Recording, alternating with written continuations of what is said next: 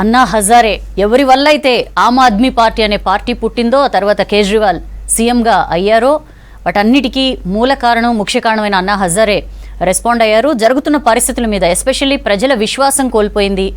ఆమ్ Aadmi party అధికార దుర్వినియోగానికి పాల్పడింది. ఒకవైపు మాది ఘన చరిత్ర అని చెప్తూ మరొక వైపు లిక్కర్ కుంభకోణం లాంటివి జరుగుతుంటే ప్రజలు ఎట్లా నమ్ముతారు ఆ పార్టీని, అందుకే ఇలాంటి రిజల్ట్ అని చెప్పి అన్నా హజారే మాట్లాడారు. ఇక మనతో చర్చలో జాయిన్ అవుతున్నారు అందే సత్యం గారు, విశ్లేషకులు. అందే సత్యం గారు, వెల్కమ్ సార్. నమస్తే అండి సార్. మీతో మాట్లాడబోయే ముందు నేను ఒకసారి లగ్గన్ శ్రీనివాస్ గారితో మాట్లాడతా. శ్రీనివాస్ గారు, ఒక లిక్కర్ అనేది ఒకటి బాగా చర్చనీయాంశం అవుతున్న పరిస్థితి. ఎస్పెషల్లీ ఇందాక కేటీఆర్ ట్వీట్ గురించి మనం మాట్లాడుకున్నాం. రాహుల్ గాంధీ హెల్ప్ చేశారా లేకపోతే కవిత హెల్ప్ చేసిందా బీజేపీ గెలవడానికి? ఒక్కసారి ఆ సబ్జెక్ట్ వచ్చే ముందు I just wanted to put one, అంటే మన ప్రేక్షకులందరికీ కూడా ఒకసారి బ్యాక్గ్రౌండ్ దీనికంటే రివైండ్ చేసుకుంటే, ఇప్పుడు అన్నా హజారే గారు చెప్పినట్టు 2013కు ముందు ఏదైతే కేజ్రీవాల్ గారు, అన్నా హజారే, కిరణ్ బేడి, కేజ్రీవాల్, ఇదైతే 3 నేమ్స్ కదా మనం చూసింది.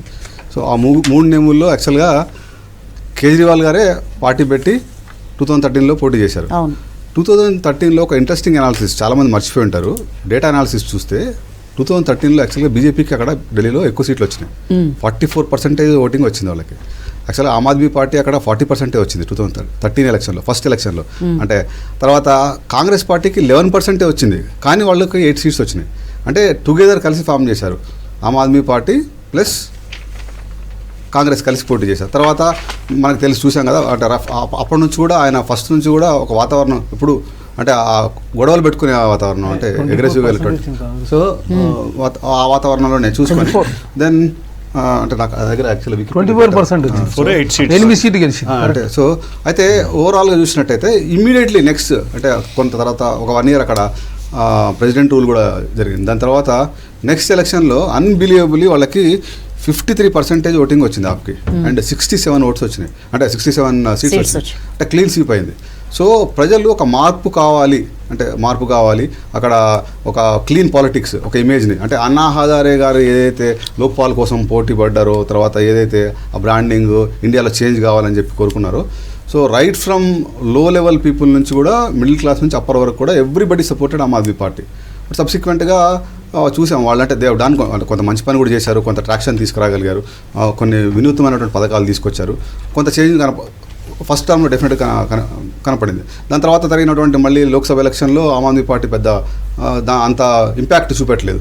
సో ఇట్లా చూసుకుంటూ పోతే ఎప్పుడు అంటే ఎప్పుడు చూపెట్టలేదు. సో ఒక స్ట్రాటజికల్ పాయింట్ ఆఫ్ వ్యూలో చూస్తే, అంటే పొలిటికల్ స్ట్రాటజికల్ పాయింట్ ఆఫ్ వ్యూలో చూస్తే, what Congress did today is right thing నా ఒపీనియన్లో. ఎందుకంటే కాంగ్రెస్ ఓట్ బ్యాంక్నే ఆమ్ ఆద్మీ పార్టీ ఎప్పుడు కూడా క్యాప్చర్ చేస్తుంది సిగ్నిఫికెంట్గా. అంటే అసెంబ్లీ ఎలక్షన్లో వాళ్ళకు, అంటే బీజేపీకి ఒక సిగ్నిఫికెంట్ ఓట్ బేస్ ఉంది, ఆ ఓట్ బేస్ వాళ్ళకి కంటిన్యూ అవుతుంది. మొమెంటంలో న్యూట్రల్ ఓట్ బేస్ ఏదైతే ఉందో అది క్యాచ్ అవుతుంది. కానీ మీరు సబ్సిక్వెంట్ లాస్ట్ 3 ఎలక్షన్స్లో కూడా కాంగ్రెస్ ఓట్ బ్యాంక్నే తీసుకుంటుంది. సో డెఫినెట్గా కాంగ్రెస్ పార్టీకి అది మంచి పరిణామం కాదు. సో కాంగ్రెస్ పార్టీకి long term strategy, short term strategy చూసినట్టయితే కన్నా లాంగ్ టర్మ్ స్ట్రాటజీలో లాంటి పార్టీ ఉండకూడదు.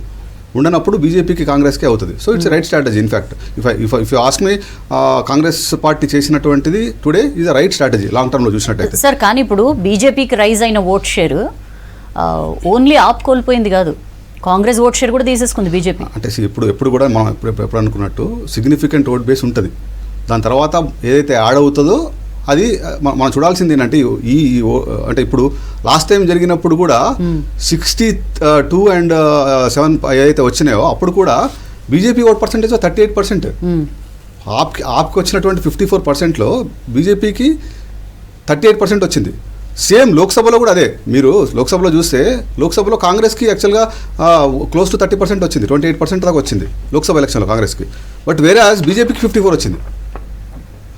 అంటే ఢిల్లీలో జరిగేది ఏం జరుగుతుందంటే, లాస్ట్ 2 ఎలక్షన్స్లో కూడా ఎవరైతే గెలుస్తున్నారో, సిగ్నిఫికెంట్ గెలుస్తున్నారో వాళ్ళకి 54%, 50+ వస్తుంది. కానీ ఈ ఎలక్షన్లో మనం పోస్ట్ పోల్ అనాలిసిస్ చేస్తే ఎవరికి ఎంత పర్సెంటేజ్ వచ్చిందో ఐ థింక్ మార్జినల్గా ఉండొచ్చు, అంటే 240లో ఉండొచ్చు, లేదా కొంత 50 కొంత ప్లస్ ఉండొచ్చు, అట్లా ఉండొచ్చు. అంటే this is what pre poll అలయన్స్లో కూడా అదే కనపడింది. సో ఈ ఓవరాల్గా సినారియోస్ అన్ని చూస్తే కూడా ఇప్పుడు నెక్స్ట్ బీహార్ ఎలక్షన్ వస్తుంది. కాంగ్రెస్కి మాట్లాడదాం సార్ కమింగ్ ఎలక్షన్స్ మీద కూడా. అందే సత్యం గారు ఒపీనియన్ తీసుకుందాం. అందే సత్యం గారు, ఏంటి సార్ మీ అబ్జర్వేషన్ ఏంటి, మీ అనాలిసిస్ ఏంటి? ఇది సరే సార్, ఎగ్జిట్ పోల్ అంచనాలు వచ్చినా కూడా దాని మీద కూడా డివైడెడ్ టాక్ ఉండింది. ఇప్పుడు వస్తున్న ట్రెండ్స్ని చూసి ఎట్లా విశ్లేషిస్తారు? ఇది బీజేపీ ఈ పర్ఫార్మెన్స్ ఊహించిందేనా? ఆమ్ ఆద్మీ పార్టీ మరి ఈ స్థాయిలో ఓడిపోతుందనో లేకపోతే వెనుకంజ వేస్తుందనో అనుకున్నదేనా? ఒక ఇంగ్లీష్ పత్రిక ఈ చేసినటువంటి సర్వేస్ మొత్తాన్ని యావరేజ్ చేసి అన్ని 6-7 సర్వేలు చేసినటువంటి యావరేజ్లో 26 సీట్లు ఆప్కి వస్తాయి, 43 సీట్లు బీజేపీకి వస్తాయని అంచనా వేసింది ఎగ్జిట్ పోల్స్లో. కాబట్టి అదే ట్రెండ్ ఇవాళ కొనసాగుతూ ఉంది, 1-2 సీట్ల తేడాతోటి. ఇవాళ ఉన్నటువంటి ఈ పరిస్థితి ఎందుకు వచ్చింది అంటే, ఒకటి ప్రైమరీగా కాంగ్రెస్ ఆపు రాజకీయ వైరుధ్యాల కన్నా సంస్థాగత వైరుధ్యాలు వాటి రెండింటి మీద కొనసాగుతున్నాయి. పంజాబ్లో ఆపు బలపడితే కాంగ్రెస్ వీక్ కావటం, ఢిల్లీలో ఆపు బలపడితే కాంగ్రెస్ వీక్ కావటం, హర్యానాలో ఈ ఆపుని చేసిపోయి పరిచయం చేయటం అనవసరం, మనం సింగిల్గా గెలుస్తామని చెప్పేసి కాంగ్రెస్ అనుకొని ఆపుని రిజెక్ట్ చేయటం, ఇవంతా కూడా ఒక బలాన్ని ఇంకొకళ్ళు సబ్స్టిట్యూట్ చేస్తున్నటువంటి ఉద్దేశంతో వాళ్ళ సంస్థాగతమైనటువంటి వైరుధ్యం నడుస్తుంది. వీళ్ళ మధ్య పెద్దగా రాజకీయ విధానాల వైరుధ్యాలు లేవు. ఇక రెండో అంశం ఏంటంటే, బీజేపీ వీళ్ళని మించినటువంటి స్ట్రాటజీస్ అమలు జరుపుతూ ఉంది. సెంట్రల్ బడ్జెట్ ప్రవేశపెట్టినప్పుడు కాన్సన్ట్రేషన్ అంతా ఇన్కమ్ ట్యాక్స్ ఎగ్జామ్షన్ ఇస్తే ఇది దేశవ్యాప్తంగా కొనుగోలు శక్తి పెంచడానికి మధ్యతరగతి వాళ్ళకి ఇచ్చినటువంటిది 10 ఏళ్ల నుంచి అనుకుంటున్నది ఇప్పుడు బీజేపీ ఇచ్చిందని చర్చ కొనసాగింది. కానీ బీజేపీ మధ్యలో ఢిల్లీ ఎలక్షన్స్, రాబోయే ఎలక్షన్స్ ఉన్నాయటువంటి విషయం వాస్తవం. ఇదే కాదు, ఇంతకన్నా ఇంకో పెద్ద ఇన్ఫ్లుయెన్స్డ్ స్టెప్ వేసింది. ఏమిటంటే, సాధారణంగా పే కమిషన్ కోసం ఉద్యోగస్తులు అనేక కొట్లాడతారు, ప్రదర్శనలు, పికెటింగులు, సమ్మెలు. ఎవరు అడగకుంటే సెంట్రల్ పే కమిషన్ వేసింది, 8th pay commission. 8th pay commission అయితే ఇవాళ ఉద్యోగస్తులందరూ అప్ బీట్ మూడ్లో ఉన్నారు. అంటే ఢిల్లీలో మిగతా రాష్ట్రాల కన్నా ఢిల్లీలో ఎక్కువ కేంద్ర ప్రభుత్వ ఉద్యోగులు ఉంటారు, దరిదాపు నియోజకవర్గానికి ఒక 3000 మంది తేలిగ్గా ఉంటారు. కాబట్టి ఈ రెండు ఎత్తులు మధ్యతరగతి, ముఖ్యంగా శాలరీడ్ పీపుల్ని అట్రాక్ట్ చేయటంలో ఈ మార్జినల్ ఓట్లు సంపాదించుకునేటువంటి క్రమంలో సక్సెస్ అయింది. దరిదాపు ఇన్కమ్ ట్యాక్స్ ఎగ్జామ్షన్ అంటే అక్కడ 40 లక్షల మంది శాలరీడ్ పీపుల్ ఉంటారు, కనీసం 20 లక్షల మంది ఫేవరబుల్ ఆలోచించినా ఇటువంటి రిజల్ట్ వచ్చింది. ఈ రెండు చాలా బ్రహ్మాండమైన స్టెప్స్ బీజేపీ వేసింది. తర్వాత మరొకటి ఏమిటంటే, వాళ్ళు లాంగ్ టర్మ్ ఒక 1 year నుంచి స్ట్రాటజీ అమలు జరుపుకుంటూ వచ్చారు. ఏమిటి అంటే, హిందుత్వాన్ని బయటకు మాట్లాడకుండానే ఢిల్లీలో ఆ మాట లేకుండానే సోషియో ఎకనామిక్ ఏజెండా మీద డిబేట్ చేస్తూ ఆప్తో పోటీపడి కన్సెషన్స్ ఇచ్చుకుంటూ వచ్చింది, వాగ్దానాలు చేసుకుంటూ వచ్చింది. తర్వాత హిందుత్వ ఏజెండా హైడెన్ ఏజెండాగా ఆర్ఎస్ఎస్ ద్వారా అమలు జరిపింది. నాకున్న ఇన్ఫర్మేషన్ ప్రకారం 55,000 మంది ఆర్ఎస్ఎస్ వర్కర్లు గత 6 నెలలుగా పనిచేస్తున్నారు ఢిల్లీలో. ఇది మరొక అంశం. తర్వాత కేజ్రీవాల్ ఇవాళ ఎరక్ట్ దాంట్లో ఇరుక్కపోవటం అనేటువంటిది ఖచ్చితంగా ఆయన నిజాయితీ పరుడు, కాంగ్రెస్ బీజేపీకి భిన్నంగా రాజకీయాలు చేస్తాడని ఢిల్లీలో గెలిపించింది. ఆ ఇన్స్పిరేషన్ తోటి అనేక రాష్ట్రాల్లో చదువుకున్న వాళ్ళందరూ ఆప్ యూనిట్లు పెట్టుకున్నారు. మాస్ పార్టీలుగా మారలేదు కానీ ఆప్ యూనిట్స్ పెట్టుకున్నారు. అట్లా పెట్టుకొని పంజాబ్లో సక్సెస్ అయ్యారు. చుట్టూ ఉన్నటువంటి రాష్ట్రాల్లో కూడా అంతో కొంత ఓటు శాతం సంపాదించుకున్నారు. సౌత్ స్టేట్లో కూడా కొంతమంది అటువంటి యూనిట్లు పెట్టుకున్నారు. ఇప్పుడు కేజ్రీవాల్కున్న క్రెడిబిలిటీ నిజాయితీ, ఆ నిజాయితీ మీద దెబ్బపడ్డది.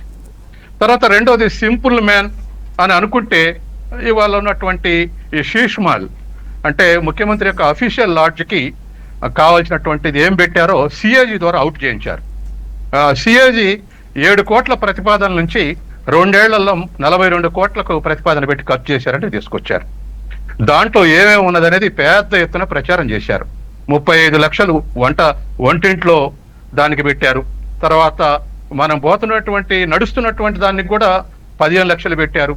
ఇంకా 40 లక్షలు ఇంకో దాన్ని పెట్టారు. టీవీ ఎక్విప్మెంట్కు 2 లక్షలు పెట్టారని చెప్పేసి 42 కోట్లకు ఎక్స్పోజ్ చేసి, అసలైన ఆదర్శమేం కాదు, సింపుల్ లివింగ్ మ్యాన్ కాదు, 42 కోట్లు పెట్టి చేశాడని చెప్పేసి అటు అరకు కేసు, ఇటు ఇది, ఈ రెండు కూడా కేజ్రీవాల్ వెనక వేరు ముందు వేరు అనేటువంటిది ప్రజల్లోకి తీసుకుపోయి కేజ్రీవాల్ని ఒంటరి చేయగలిగారు. ఇది తర్వాత ఇంకోటి, కాంగ్రెస్ తోటి పొత్తు పెట్టుకుంటే పార్లమెంట్ సీట్లలో 7 సీట్లు ఓడిపోయాం. కాంగ్రెస్ మీద ప్రజలకు అభిమానం లేదు కాబట్టి కాంగ్రెస్ వదిలేస్తేనే అధికారంలోకి వస్తున్నటువంటి అంచనాతోటి కాంగ్రెస్ను వదిలేసి చేశారు. మనం ముందే అనుకున్నాం, కాంగ్రెస్ పర్సంటేజ్ పెరిగితే ఓటింగ్ పర్సంటేజ్ ఆప్ అధికారంలోకి రావటం కళ్ళు అనుకున్నాం.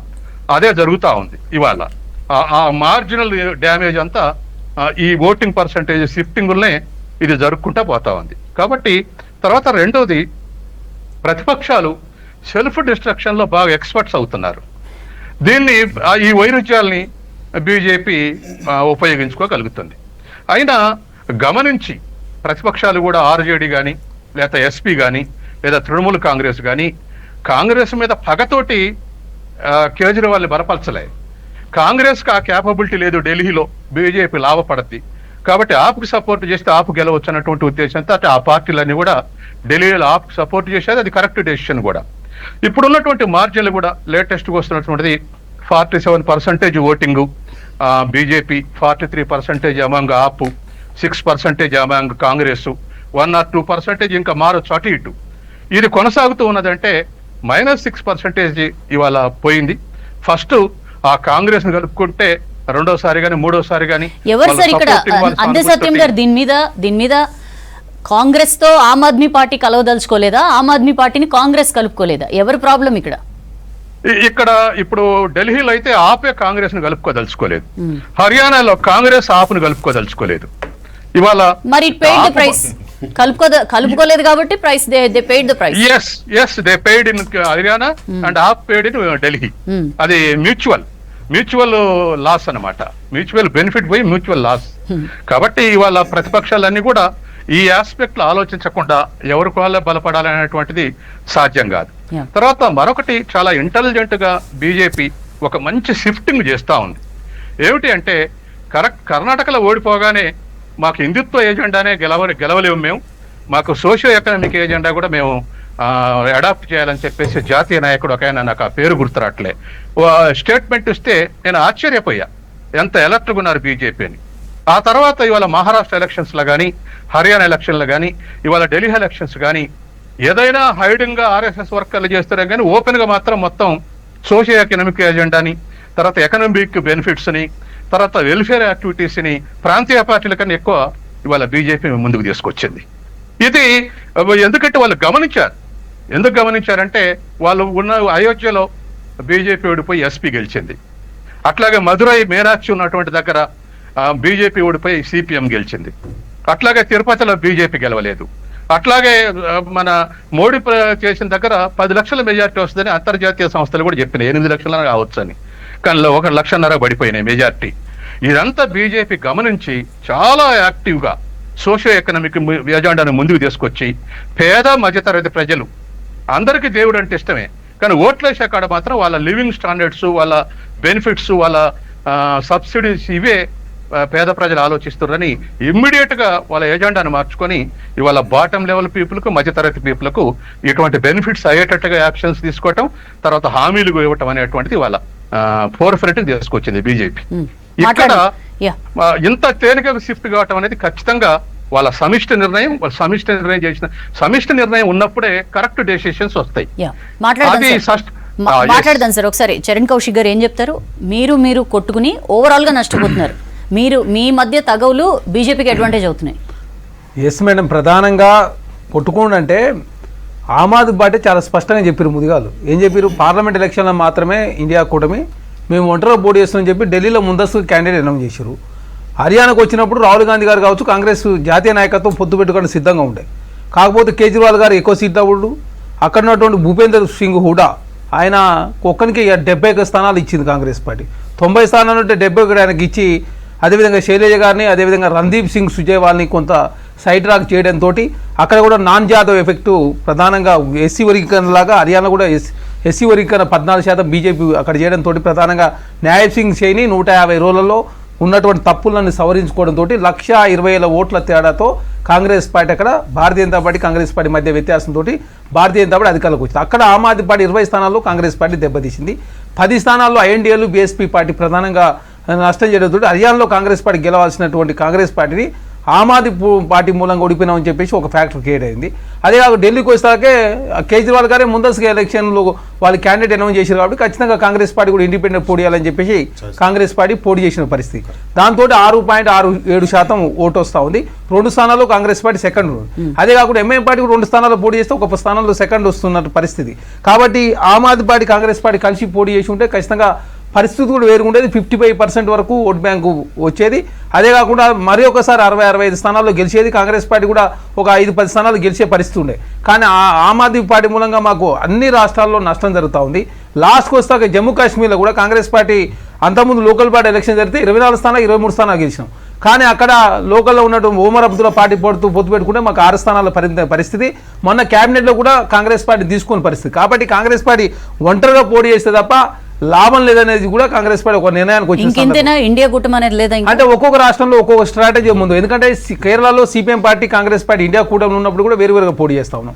అదే పశ్చిమ బెంగాల్కి వస్తే సిపిఎం పార్టీతో పొత్తులో పోటీ చేస్తా ఉన్నాం. అక్కడ టీఎంసీ వేరుగా ఉన్నది.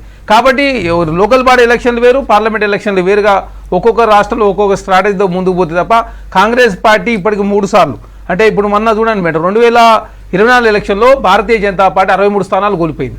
ఎందుకు కోల్పోయినాం అనేది వాళ్ళు స్టడీ చేసినప్పుడు ప్రధానంగా మధ్యతరగతి ప్రజలు ఏదైతే జాతీయవాదం ఉంటుంది మతానికి ఓటేస్తూ ఉన్నారు. కానీ మొన్న 24 ఎలక్షన్లో ఓటు వేయలేదు. ఎందుకు వేయలేదంటే అధిక ధరలు, అదే కాక ఇన్కమ్ ట్యాక్స్తో బాధపడుతుందని చెప్పి గ్రహించినటువంటి భారతీయ జనతా పార్టీ ఇక్కడ 12 లక్షలు ఇన్కమ్ ట్యాక్స్ బెనిఫిట్ ఇవ్వడంతో 8 కోట్ల మందికి, దాదాపు 8 కోట్ల మంది ట్యాక్స్ కట్టే వాళ్ళు ఉంటే 4 కోట్ల మంది జీరో ట్యాక్స్, 4 కోట్ల మంది ట్యాక్స్ కట్టే వాళ్ళు ఉంటే 85% ఈ 12 లక్షల లోపున వాళ్ళు. కాబట్టి ఢిల్లీలోనే 40 లక్షల మందికి మేలు. సార్ అది మీరు అవునన్నా కాదన్నా అధికారంలో ఉన్న పార్టీకి ఉండే అడ్వాంటేజ్ అది మేడం. వాళ్ళు ఏమైనా ప్రయోగిస్తారు.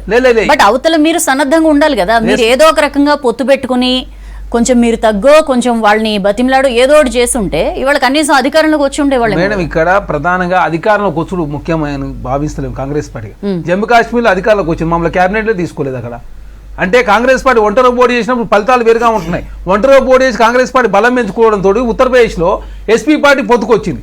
అదే కాక పశ్చిమ బెంగాల్లో బై ఎలక్షన్లు వస్తే కాంగ్రెస్ పార్టీ గెలిచింది. తర్వాత టీఎంసీ మూలంగా సిపిఎంతో పొత్తు పెట్టుకుంటూ కాంగ్రెస్ పార్టీ ఒంటరిగా కావచ్చు, రాహుల్ గాంధీ గారు జోడో యాత్ర కావచ్చు, అదేవిధంగా మణిపూర్ నుంచి ముంబై వరకు న్యాయయాత్ర కావచ్చు, అదేవిధంగా కాంగ్రెస్ పార్టీ జాతీయ స్థాయిలో బలపడతా ఉంది. ప్రధానంగా ప్రాంతీయ పార్టీల మూలంగా కాంగ్రెస్ పార్టీకి నష్టం జరుగుతూ ఉంది.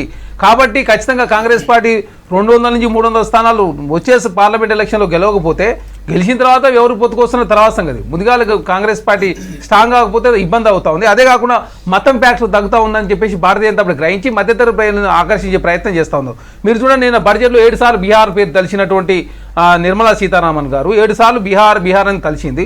అదే కాకుండా అది 50,000 హెక్టార్లకు సంబంధించి ఒక ఇరిగేషన్ ప్రాజెక్ట్, అంటే దాదాపు 150,000 ఎకరాలు. ఆల్రెడీ వాళ్ళు బీహార్ మీద కన్నేశారు. ఇప్పుడు బీహార్ లో ఏంటి మీ స్ట్రాటజీ ఏంటి ఉంటుందా? కాంగ్రెస్ పార్టీ పొత్తుల్లో పోతా ఉంది, పొత్తుల్లో పోతుంది. ఎందుకంటే ఆర్జేడీ కాంగ్రెస్ పార్టీకి అన్ని ఎలక్షన్లో కూడా మేము పొత్తులో పోటీ చేసిన మాట వాస్తవం. అంటే అక్కడ బలం ఆధారంగా కూడా పొత్తులు పెట్టుకోవాలని ఆలోచన చేస్తాం. ఇప్పుడు బలం లేని కాడ ఆమ్ ఆద్మీ పార్టీ హర్యానాలో 20 స్థానాలు ఏమంటే ఎట్లా ఇస్తాం? మాకు బలం లేదని మీరు చెప్పి మీరు ఢిల్లీలో అంటారు. కానీ హర్యానాలో మీకు బలం లేదు, మీకు ఒక స్థానం ఇస్తే ఓడిపోయారు. మీరు మేము 9 స్థానాలు పోటీ చేస్తే 5 స్థానాలు గెలిచామంటే ఆమ్ ఆద్మీ పార్టీ ఓవర్ కాన్ఫిడెన్స్ తోటి ప్రధానంగా నష్టం. మిత్రపక్షాలు భయపడుతున్నాయి కాంగ్రెస్ అంటే అని ఇందాక మేడం విఠల్ గారు అనుకుంటా. కాంగ్రెస్ పార్టీ అంటే భయం కాదు, కాంగ్రెస్ పార్టీ ఒంటరిగా ఉంటేనే భయం వేస్తుంది. కాబట్టి కాంగ్రెస్ పార్టీని పొత్తులో పోయినప్పుడు కాంగ్రెస్ పార్టీ తక్కువ సీట్లు కూడా కాంగ్రెస్ పార్టీ తక్కువ చేసే ప్రయత్నం జరుగుతాం. మీ local body election Jammu Kashmir 24 స్థానాలు 23 స్థానాలు కాంగ్రెస్ గెలుస్తుంది. అయోధ్య లాంటి ప్లేస్ లో కాంగ్రెస్ పార్టీ ఎట్లా గెలుస్తుంది? ఇప్పుడు బద్రీనాథ్ కూడా ఓడిపోయింది భారతీయ జనతా పార్టీ. బద్రీనాథ్ ఓడిపోయింది, అయోధ్య ఓడిపోయింది, మథురలో ఓడిపోయింది. అదే కాకుండా భారతీయ జనతా పార్టీ సీట్లు 63 స్థానాలు తగ్గినాయి. మరి ఇప్పుడు ఎందుకంటే వాళ్ళు వచ్చిన ప్రతి అవకాశాన్ని వాడుకుంటా ఉన్నారు. ఇప్పుడు ఢిల్లీలో ఎంతో ఫైనాన్స్ అదేవిధంగా ఎంప్లాయీస్ కోసం ఫైనాన్స్ ఇది ఏర్పాటు చేశారు కదా. అదే కాకుండా ఇన్కమ్ ట్యాక్స్ తోటి 40 లక్షల మందికి మేలు జరిగింది కదా. అదే కాకుండా ఆర్ఎస్ఎస్ సంబంధించి ఒక 50,000 మంది కార్యకర్తలు చాలా రోజులు పనిచేస్తూ ఉన్నారు. ఢిల్లీలో ఆమ్ ఆద్మీ పార్టీ వీక్ అయినప్పుడు సెకండ్ ఉన్నటువంటి పార్టీకి అవకాశం వస్తుంది. మేము కాంగ్రెస్ పార్టీ సెకండ్ లేకపోవడం మూలంగా కాంగ్రెస్ పార్టీ ఓటు బ్యాంక్ పెరిగింది తప్ప ఆ స్థాయిలో పెరగలేదు. కాబట్టి కాంగ్రెస్ పార్టీ ఒంటరిగా పోటీ చేసి ఉంటే తప్ప ఫలితాలు అనేవి వేరుగా ఉంటాయి. కాబట్టి ఖచ్చితంగా ఒంటరిగా పోటీ చేయాలి ఒక నిర్ణయానికి వచ్చి. ఆమ్ ఆద్మీ పార్టీ వల్ల 5 రాష్ట్రాల్లో కాంగ్రెస్ పార్టీకి నష్టం జరిగింది. గుజరాత్లో మాకు 10% ఓట్లు తీసుకోవడంతో అధికారంలోకి వచ్చే గుజరాత్ అధికారం కోల్పోయినాం, హర్యానా కోల్పోయినాం. ఓట్లు తీసుకోవడం ఏంటి నాకు అర్థం కావట్లేదు. ప్రతి ఓట్లు తీసుకోవడం ఏంటి జనాలు వేస్తున్నారు వాళ్ళకి. మేడం ఎక్కడ వేస్తుంది మేడం? కాంగ్రెస్ పార్టీ సంబంధించినట్టు మైనార్టీ ఓట్లు కావచ్చు, క్రిస్టియన్ ఓట్లు కావచ్చు, లేకపోతే భారతీయ జనతా పార్టీ వద్దనుకున్న ఓట్లన్నీ కూడా ప్రధానంగా ఆమ్ ఆద్మీ పార్టీ తీసుకోవడంతో మిమ్మల్ని నమ్మకుండా అటు పోతున్నారు. మీ వైఫల్యం అయిపోయింది. అందుకే ఢిల్లీలో ఆమ్ ఆద్మీ పార్టీ చెక్కు పెడితే తప్ప పరిష్కారం కాదని చెప్పి కాంగ్రెస్ పార్టీ గ్రహించింది. దానిలో మా ఒంటరి పోటీ చేస్తే ఆమ్ ఆద్మీ పార్టీ ఓడిపోయింది. కాబట్టి నెక్స్ట్ పంజాబ్ లో కాంగ్రెస్ పార్టీ మళ్ళీ అధికారంలోకి వస్తాం. కాబట్టి జాతీయ స్థాయిలో కాంగ్రెస్ పార్టీ ఒంటరిగా పోటీ చేసి 543 స్థానాల్లో కాంగ్రెస్ పార్టీ బలంగా 300 స్థానాల్లో కాంగ్రెస్ పార్టీ సెకండ్, 100 స్థానాలు 101 స్థానం గెలిచి 200 స్థానాల్లో కాంగ్రెస్ పార్టీ సెకండ్ ఉంది. జాతీయ స్థాయిలో ఏ పార్టీ కూడా భారతీయ జనతా పార్టీ తర్వాత అత్యధికంగా కాంగ్రెస్ పార్టీ మాత్రం సెకండ్ ఉన్న పరిస్థితి. కాబట్టి కాంగ్రెస్ పార్టీ ఒంటరి పోటీ చేసిన ఫలితాలు వేరుగా ఉంటున్నాయి. కాబట్టి జాతీయ స్థాయిలో బలపడాలనే ఒకే లక్ష్యంతో కాంగ్రెస్ పార్టీ ముందుకు పోతా ఉంది. కాకపోతే భారతీయ జనతా పార్టీ అయితే ప్రతి అవకాశాన్ని వాడుకుంటా ఉన్నారు. లాస్ట్ కుంభమేళను కూడా వాడుకున్న పరిస్థితి. ఎందుకంటే కుంభమేళ ఇది ఎలక్షన్ అయిపోయినా ఎలక్షన్ పొద్దున్నే పోయి నరేంద్ర మోడీ గారు ఎలక్షన్ కోడ్ అమల్లో ఉన్నప్పుడు మత రాజకీయాలు చేయదు, కానీ ఆయన అక్కడ మత రాజకీయాలు చేసిన పడుతుంది. ఎందుకంటే 30 కోట్ల మంది విజిట్ చేశారు.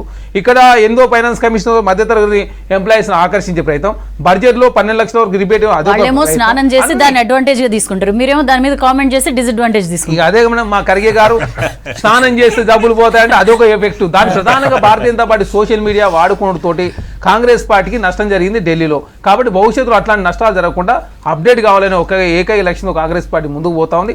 ఖచ్చితంగా భవిష్యత్తులో కాంగ్రెస్ పార్టీ ఒంటరినే మాక్సిమం అన్ని రాష్ట్రాల్లో ఒంటరి పోటీ చేసే ప్రయత్నం, కొన్ని రాష్ట్రాల్లో మిత్రపక్షాలతో పొత్తు పెట్టుకునే ప్రయత్నంలో భాగంగా ఎక్కడ కాంగ్రెస్ పార్టీ లాభం ఉంటే అక్కడ ఆ విధంగా ముందుకు పోయే ప్రయత్నంలో కాంగ్రెస్ పార్టీ ముందుకు పోతా ఉంది.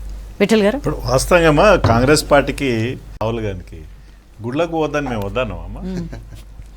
అయోధ్య ఇన్వైట్ చేసింది, అయోధ్య ట్రస్ట్ వాళ్ళు ఇన్వైట్ చేస్తే రాహుల్ గాంధీ గారు సోనియా గాంధీ గారు వాళ్ళే పోలే. మరి పోతే ఢిల్లీలో 1-2 సీట్లు వచ్చేది కదా. ఇప్పుడు కుంభమేళ రాహుల్ గాంధీ స్నానం చేయొద్దని మేము వద్దన్నామా, వాళ్ళ ఖర్గే గారే వద్దన్నారేమో బహుశా. మీరు వద్దనుకుంటున్నారు హిందువులని, హిందూ ఓట్లు మాకు వద్దని అనుకుంటున్నారు కాబట్టి బీజేపీ రోజు రోజు బలపడుతుంది. ఇండియా కూటమి పరిస్థితి వల్ల unite we fall, divide we fall. యునైట్లో కూడా వాళ్ళు ఇప్పుడు కలిసి పోటీ చేసిరు, గెలిచిరా మా ఢిల్లీలో ఆమ్ ఆద్మీ పార్టీ కాంగ్రెస్ పార్టీ మొన్న పార్లమెంట్ ఎలక్షన్లో కలిసి పోటీ చేశారు, ఒక్క సీట్ గెలవలేదు కదా. సో ఇవాళ విడిగా పోటీ చేశారు, గెలిచినరా. సో వాళ్ళ సిద్ధాంతం ఏంటంటే వాళ్ళ ట్యాగ్లైన్ మార్చుకోవాలి ఇండియా కూటమి, unite we fall, divide we fall. So కలిసి పోటీ చేసినా వాళ్ళకి రిజల్ట్స్ రావట్లేదు, విడిగా పోటీ చేసినా రిజల్ట్స్ రావట్లేదు. సో కాంగ్రెస్ పార్టీ మొట్టమొదటిసారిగా వాళ్ళ దేశవ్యాప్తంగా ఎవరెవరికి లయబిలిటీ ఇందులో? మిత్రపక్షాలంటే కాంగ్రెస్ అంటే భయపడుతున్నాయని ఇందాక మీరు అన్నారు. అలాంటి పరిస్థితి ఉండదని వాళ్ళు అంటున్నారు. కాంగ్రెస్ లయబిలిటీగా అయిపోయిందా వాటికి, లేకపోతే పార్టీస్ ఎవరి అస్తిత్వం వాళ్ళు కాపాడుకుంటారమ్మా, డెఫినెట్గా కాపాడుకుంటారు. ఉత్తరప్రదేశ్లో అఖిలేష్ యాదవ్ కానీ, మమతా బెనర్జీ కానీ, ఇక్కడ కేసీఆర్ కానీ, తమిళనాడులో ఏ పార్టీ అయినా సరే డెఫినెట్గా రీజనల్ పార్టీ ఎవరి అస్తిత్వం వాళ్ళు కాపాడు. జాతీయ పార్టీ అని చెప్పుకున్నటువంటి పార్టీ వల్ల ఇంకొక రీజనల్ పార్టీ అయింది. ఇవాళ నిజానికి కొంత మొన్న పార్లమెంట్ ఎలక్షన్స్లో కలిసి పోటీ చేసినందుకు ఆ మాత్రం రిజల్ట్ ఉంది. డెఫినెట్గా కాంగ్రెస్ పార్టీకి అడ్వాంటేజ్ అయింది ఇండియా కూటమి ద్వారా. దాదాపు ఒక ప్రతిపక్ష హోదా లేని స్థాయిలో ఇవాళ 99 సీట్స్ 100 సీట్ వరకు తెచ్చుకోగలిగారు కలిసి పోటీ చేసి. విడిగా పోటీ చేసింటే అన్ని సీట్లు వచ్చేదమ్మా, డెఫినెట్గా వచ్చేది కాదు. ఇవాళ ఢిల్లీలో విడిగా పోటీ ఒక్క సీట్ రాలే, not even single seat. So ఏదేమైనా కాంగ్రెస్ పార్టీ నిజంగా ఈ మిగతా పార్టీలను వదులుకుంటే అది అడ్వాంటేజ్ కూడా బీజేపీకే డెఫినెట్గా వదిలేసుకుంటే. ఎందుకంటే మాకు ఎక్కడైతే ప్రతిపక్షంగా బీజేపీకి ప్రతిపక్షంగా కాంగ్రెస్ పార్టీ ఉంటే మాకు చాలా అడ్వాంటేజ్ ఉంటుంది. కాంగ్రెస్ పార్టీని టార్గెట్ చేయడం చాలా ఈజీ భారతీయ జనతా పార్టీ, ఎందుకంటే వాళ్ళ ఐడియాలజీ వేరు, మా ఐడియాలజీ వేరు. రీజనల్ పార్టీస్ ఉన్న దగ్గరే మాకు ఇబ్బంది, కాబట్టి రీజనల్ పార్టీస్ బలంగా ఉన్న దగ్గర మేము గెలవలేకపోతున్నాం. కాంగ్రెస్ పార్టీ ఎక్కడైతే పోటీ చేస్తుందో అక్కడ మేము డెఫినెట్గా విన్నింగ్ ఛాన్సెస్ ఎక్కువ ఉంటాయి. ఒకవేళ ఆ పొలిటికల్ స్ట్రాటజీ రాహుల్ గాంధీ అదే అవుతే అగైన్ మాకు ఇంకో 20-30 సంవత్సరాలు దోకలేదు. రాహుల్ గాంధీ గారు ఇంకా 20 ఏళ్ళు 30 ఏళ్ళు నాయకుడు ఉండాలని మేము కోరుకుంటాం. వాళ్ళ ద్వారా గెలిచి సంతోషంగా. ఇప్పుడు కాదు, ఆ చర్చలు జరుగుతున్నాయా కౌశిక్ గారు? మీరు ఊరికి క్యాజువల్ గా అన్న మాటన ఎక్కడికక్కడ బలం పెంచుకోవాలి, ఒంటరిగా పోటీ చేయాలని కాంగ్రెస్ నిర్ణయించింది అని. ఇప్పుడు ఒంటరిగా పోటీ చేయడం వల్ల ఫలితాలు వేరుగా ఉన్నాయి. ఎందుకంటే ఉత్తరప్రదేశ్లో అయోధ్య రామ మందిరం కట్టిన కాడ అక్కడ కూడా లోకల్ బాడీ ఎలక్షన్ జరిగితే కాంగ్రెస్ పార్టీ ఎక్కువ స్థానం, ఎస్పీ పార్టీ కన్నా కూడా ఎక్కువ స్థానాలు గెలిచిన సందర్భం. జమ్మూ కాశ్మీర్లో before elections local body election జరిగితే 24 స్థానాలకు 23 గెలిచిన సందర్భం.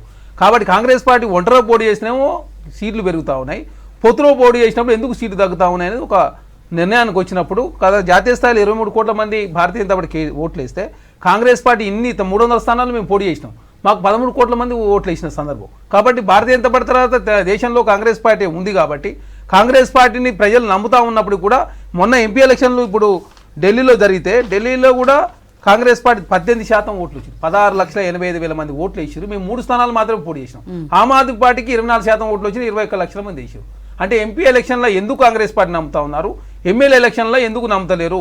అనవసరంగా ఈ ప్రాంతీయ పార్టీతో పోవడంతో ప్రధానంగా నష్టం జరుగుతుంది. అదే కాకుండా మొన్న 24లో మేము ఉత్తరప్రదేశ్లో టీఎంసీతో పొత్తు లేదు అంటే ఉన్నా కూడా ఎస్పీ పశ్చిమ బెంగాల్లో ఇండియా కూటమిలో ఉన్నారు, కాకపోతే మేము అక్కడ పొత్తు ఏం లేదు. తర్వాత కేరళలో సిపిఎం పార్టీతో పొత్తు ఉన్నప్పటికీ పశ్చిమ బెంగాల్లో పొత్తు పెట్టుకుని అక్కడ లేని పరిస్థితి. ఒక్కో రాష్ట్రంలో అదేవిధంగా ఆమ్ ఆద్మీ పార్టీ ఢిల్లీలో ఉన్నది పొత్తు, హర్యానాలో ఉన్నది, కానీ పంజాబ్లో మేము పొత్తు పెట్టుకోలేదు. కాబట్టి ఒక్కో రాష్ట్రంలో ఒక్కొక్క వ్యూహంతో కాంగ్రెస్ పార్టీ ముందుకు పోతా ఉంది. ఖచ్చితంగా భవిష్యత్తులో కాంగ్రెస్ ఇప్పుడు భారతీయ జనతా 3 సార్లు గెలిచింది, మరి ఎందుకు జీడీపీ తక్కువైంది? 8.2% జీడీపీ ఈరోజు 6.3%. మనం ఫస్ట్ ఎకనామిక్ సర్వే చెప్తా ఉంది, మొదటి 2014 చెప్పింది, ప్రతి బడ్జెట్ చెప్తా ఉన్నారు మధ్యతరగతి ప్రజల కోసం మీరు ఏదైనా ఆలోచన చేయండి అని చెప్తే, ఇప్పుడు వికసిత భారత లక్ష్యం 2047, వికసిత భారత లక్ష్యం నెరవేరాలంటే ప్రతి సంవత్సరం 70 లక్షల ఉద్యోగాలు ఇవ్వాలా, 8% జీడీపీ వస్తే తప్ప సాధ్యం కాదని చెప్పేసి తేల్చింది కదా. కాంగ్రెస్ పార్టీ మొదటి నుంచి చెప్తా ఉంది మధ్యతరగతి ప్రజల చేతిలో ఆదాయం లేదు, మీరు కార్పొరేట్లో మేలు చేసే ప్రయత్నం చేస్తూ ఉన్నారు, కార్పొరేట్ ట్యాక్స్ తక్కువ చేస్తే 10% తక్కువ, 1,86,000 కోట్ల రూపాయలు వాళ్ళ మేలు జరిగింది, వాళ్ళ ఎంప్లాయ్మెంట్ క్రియేట్ చేయలేదు, జీతాలు అనుకున్న స్థాయిలో పెరగలేదు. ఈ విషయం కాంగ్రెస్ ప్రచారం చేయబట్టిన తర్వాత నుంచి వాళ్ళు హర్యానాలో గెలిచారు, మహారాష్ట్రలో గెలిచారు, ఇప్పుడు ఢిల్లీ కూడా చూపిస్తారు. జనం ఏం నమ్ముతున్నారంటే ఇప్పుడు మధ్యతరగతి ఇప్పుడు హర్యానా అన్నారు మేడం, హర్యానాలో 1,18,198 ఓట్లతోటి బీఎస్పీని ప్రధానంగా వాడుకున్నారు. ఐఎన్డీఎల్ బీఎస్పీ పొత్తు పెట్టుకుంది, జననాయక జనతా పార్టీ చంద్రశేఖర్ రాజావు పొత్తు పెట్టుకుంటూ ఆమ్ ఆద్మీ పార్టీ ఒంటరి పోటీ చేసి ఇండిపెండెంట్ క్యాండిడేట్ మూలంగా మేము ఓడిపోయిన పరిస్థితి. కాబట్టి భారతీయ జనతా పార్టీ అనేది ఎలక్షన్ మేనేజ్మెంట్ చేసేలో వాళ్ళు దిట్ట. అదేగా వాళ్ళు ఎప్పటికప్పుడు అప్డేట్ అవుతుండ్రు, వాళ్ళ చేతిలో పవర్ ఉన్నది. అదేగా బడ్జెట్ మీద 7 సార్లు బీహార్ పేరు తలిచింది నిర్మలా సీతారామన్ గారు, ఆమె కట్టుకున్నటువంటి చీర కూడా బీహార్ సంబంధించింది. అంటే బీహార్కి ఎంత మేలు చేసే ప్రయత్నం భారతీయ జనతా. అదేగా మకానా బోర్డు కావచ్చు, ఇరిగేషన్ ప్రాజెక్ట్ 150,000 ఎకరాలకు ఇరిగేషన్ ఆలోచించండి మీరు ఎన్ని వ్యూహాలు. మేము కాంగ్రెస్ పార్టీకి వాస్తవాలు ఒప్పుకో, నేనైతే వాస్తవాలు మాట్లాడదు, ఎందుకంటే మేము వీకున్నది ఒప్పుకో, ఎందుకంటే మీ సోషల్ మీడియాని వాడుకున్న దిట్ట. అదే కాకుండా ఒకసారి ఎలక్షన్ జరుగుతున్న నేపాల్ పోయి ఆ రోజు ఎలక్షన్ జరుగుతున్న సందర్భంగా దేవుని సందర్శించిన తర్వాత మళ్ళీ పోలే. ఒకసారి ఇంకొకటి ఎలక్షన్ జరుగుతుంటే మేడం కర్ణాటక ఎలక్షన్లప్పుడు ప్రధానమంత్రి గారు లండన్లో ఉన్నారు, అక్కడ బసవేశ్వర బొమ్మకు విగ్రహానికి దండేసిన పరిస్థితి. అంటే ప్రతి అవకాశాన్ని నరేంద్ర మోడీ గారు నిద్రపోయినా లేచినా కూర్చున్నా ప్రతి మరి ఏం చేస్తాం మేడం, అది పరిస్థితి. అదే కాకుండా భారతీయ జనతా పార్టీ మేమంటున్నాం, మీరు మతం పేరు చెప్పి ఓటు తీసుకుంటా ఉన్నారు, దేశం అధోగతి పాలవుతా ఉంది, ఎందుకు మరి జీడీపీ తగ్గుతా ఉంది, నిరుద్యోగం పెరుగుతా ఉంది. అదే డాలర్ రూపాయి మేడం 2014 ముందు 62 రూపాయల రూపాయి, ఈరోజు 87.14 అరే వరల్డ్ ట్రేడ్ వార్ వస్తూ ఉంది, మధ్యతరగతి ఆదాయం ఈ సంవత్సరం 15 లక్షల కోట్ల రూపాయలు అప్పు చేసి వీళ్ళు. కార్పొరేట్ ట్యాక్స్ ఓన్లీ మధ్యతరగతి ప్రజల మీద భారం పడతా ఉంది, కార్పొరేట్లు కట్టే ట్యాక్స్ చాలా తక్కువ ఉంది. మీరు చూడండి రిలయన్స్ వాళ్ళు కట్టే ట్యాక్స్, నేను కట్టే ట్యాక్స్ 30%, నా పర్సెంటేజ్ చెక్. రిలయన్స్ వాళ్ళు కట్టే ట్యాక్స్ 3.14% మాత్రమే. అంటే మీరు కట్టే ట్యాక్స్ కన్నా నేను కట్టే ట్యాక్స్ వాళ్ళు కట్టే పర్సెంటేజ్ తక్కువగా ఉంది బడ్జెట్ లో. మన దేశ బడ్జెట్ లో 3.14%. ఇప్పుడు మీరు ఒకసారి గూగుల్లో, నేను ఒట్టే మాట్లాడలేదు, మీ గూగుల్ ఒకసారి సెర్చ్ చేయండి, మీరు కట్టే ట్యాక్స్ 30% ఉంటుంది, నేను కట్టే 30 ఉన్నది, వాళ్ళు కట్టే ఆయన కట్టే అంత పెద్ద లక్షల కోట్ల వ్యాపారం 3.14% ఎట్టు ఉంటుంది. ఇంకొకటి అదాన్ని ఒకసారి చెక్ చేస్తే లార్జెస్ట్ ట్యాక్స్ పేయర్ కాదు ఆయన. ఇప్పుడు ఎకానమీ గురించి మాట్లాడితే చాలా మాట్లాడచ్చు. ఎంటైర్ వరల్డ్ ఇవాళ రిసెషన్ లో ఉంది. China 3.4%, 3 I think GDP rate. అమెరికాది కూడా జీడిపిలో బిట్వీన్ 2 or 3లో ఉంది. సో ఓల్డ్ వరల్డ్ వార్స్ కావచ్చు, డిఫరెంట్ కరోనా తర్వాత ఏ దేశం కూడా సర్వైవ్ కాలే ఎక్సెప్ట్ ఇండియా. కొంత ఆ ట్రెండ్ 8% నుంచి 6%కు రావడమే ఇంకా వరల్డ్ చాలా ఎకానమీస్లో ఆశ్చర్యపోతారు ఈ సిచ్యువేషన్లో కూడా ఇండియా ఇంకా గ్రోత్లో ఉందని. So 11th largest economy, 5th largest economy ఎట్లయిందమ్మా? ఇవంతా గ్రోత్ రేట్ ఉండబట్టే కదా. సో డెఫినెట్గా మేక్ ఇన్ ఇండియాలో భాగంగా తీసుకున్నటువంటి అనేక నిర్ణయాలు డెఫినెట్గా భారతదేశానికి ఉపయోగపడతాయి, బహుశా రివైవ్ అవుతుంది. ఇవాళ మధ్య తరగతి కొంత ఇన్కమ్ సోర్స్ తగ్గినప్పటికీ కూడా ఎంఎస్ఎంఈ రకరకాల మళ్ళీ ప్రమోషన్ ద్వారా, మన బడ్జెట్ ద్వారా డెఫినెట్గా ప్రమోషన్స్ ఉంటాయి, మళ్ళీ గ్రోత్ రేట్ పెరగడానికి ఆస్కారం ఉంటుంది. కాబట్టి ప్రజలు బీజేపీని విశ్వసిస్తున్నారు. గ్రోత్ రేటా, ఆ రేటా, ఈ రేటా కాదు, ఈ దేశానికి కావాల్సింది భారతీయ జనతా పార్టీ పాలనని ప్రజలు విశ్వసిస్తున్నారు. వరుస ఎలక్షన్స్ ఓట్లేస్తున్నారు. రాహుల్ గాంధీ నేను అదే మమ్మల్ని అంటారు కదమ్మా, మీరు హిందుత్వం వాడుకుంటారు, మత రాజకీయాలు అంటారు. మిమ్మల్ని ఎవరు చేయొద్దన్నారు? అయోధ్యకు రాహుల్ గాంధీని ఎవరన్నా అడ్డుకున్నారా? తనే పోలేదు, పాదయాత్రల నుండి పోలేదమ్మా. దేవుని ఇప్పుడు సరే శ్రీరాముని కూడా మతం అంటగట్టాలనా? మరి శ్రీరాముని మొక్కోవాలని ఎవరు వద్దన్నారు? మేము అయోధ్యను మొక్కుంటే కొన్ని ఓట్లు సీట్లు పడేది కదా. మీరు మేము వద్దంటున్నామా? ఇప్పటికి కూడా చేయండి. మీరు దేవుని కూడా కోపం వస్తుందేమో బహుశా. రాహుల్ గాంధీ గారు మరి నన్ను మొంగట్లేదు, నన్ను ప్రశంసించుకోవట్లేదు కాబట్టి ఓట్లు వేస్తే దేవునికి అనుగ్రహం కూడా లేదేమో మరి.